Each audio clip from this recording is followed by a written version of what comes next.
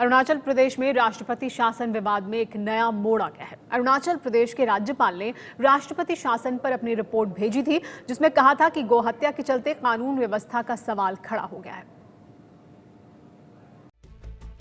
क्या अरुणाचल प्रदेश में गाय की वजह से राष्ट्रपति शासन लगा?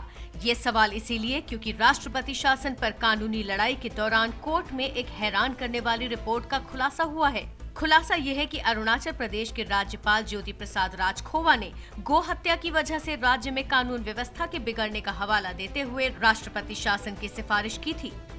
राज्यपाल ने रिपोर्ट में कहा था कि ईटानगर में राजभवन के सामने गाय काटी गई थी। राजखोवा ने अपने आरोप को साबित करने के लिए रिपोर्ट के साथ बकायदा एक फोटो भी भेजी है। राज्यपाल ने रिपोर्ट में कहा कि राजभवन में मिथुन काटने की धमकी दी गई। राज्यपाल ने आरोप लगाया कि निवर्तमान सीएम नाबाम टुकी और उनके मंत्रियों ने भी मुझे धमकाया और मेरे परिवार को मारने की धमकी दी। कल सुप्रीम कोर्ट में सुनवाई के दौरान राज्यपाल के इस रिपोर्ट का जिक्र सामने आया। अरुणाचल प्रदेश में गो हत्या पर प्रतिबंध है, लेकिन जब एबीपी न्यूज ने पड़ताल की तो वो जानवर गाय नहीं बल्कि मिथुन पाया गया। मिथुन एक जानवर है जो गाय, बैल या भैंस की श्रेणी में नहीं आता।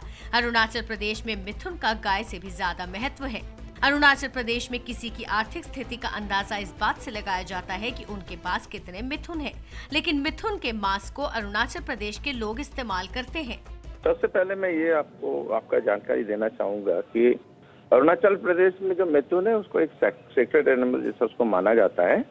ये इसको हम डोमेस्टिकेटेड करते हैं, लेकिन वो यूजुअली वो जंगल में ही रहते हैं। वो मिथुन जो है इट इज समथिंग वाइल्ड जैसा है, एंड इट इज उसका पर्पस जो है सिर्फ वो मीट के लिए होता है।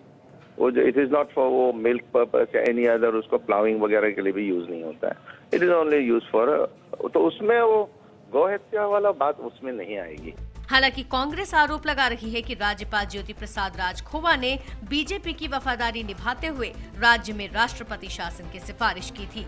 राज्यपाल को अपने संवैधानिक पद पर बने रहने का अधिकार नहीं, और जिस तरह उन्होंने गो हत्या की बात या जिस तरह की बात कही है वो राज्यपाल को शोभा नहीं। हालांकि सरकार अब भी दलील दे रही है कि अरुणाचल में संवैधानिक संकट की वजह से ही राष्ट्रपति शासन लगाया गया। अगर किसी भी राज्य में कॉन्स्टिट्यूशनल क्राइसिस पैदा होती है, अगर किसी राज्य में संवैधानिक संकट खड़ा होता है, किसी भी राज्य में जो एक स्टेबिलिटी होती है उसमें कहीं ना कहीं दरार पड़ती है, तो ये सेंट्रल गवर्नमेंट की कॉन्स्टिट्यूशनल ड्यूटी भी है, कॉन्स्टिट्यूशनल रिस्पॉन्सिबिलिटी भी है कि उसको ठीक करे। अरुणाचल प्रदेश में राष्ट्रपति शासन लागू है। कांग्रेस ने केंद्र सरकार के इस फैसले को सुप्रीम कोर्ट में चुनौती दी है, जिस पर सोमवार को सुनवाई होगी।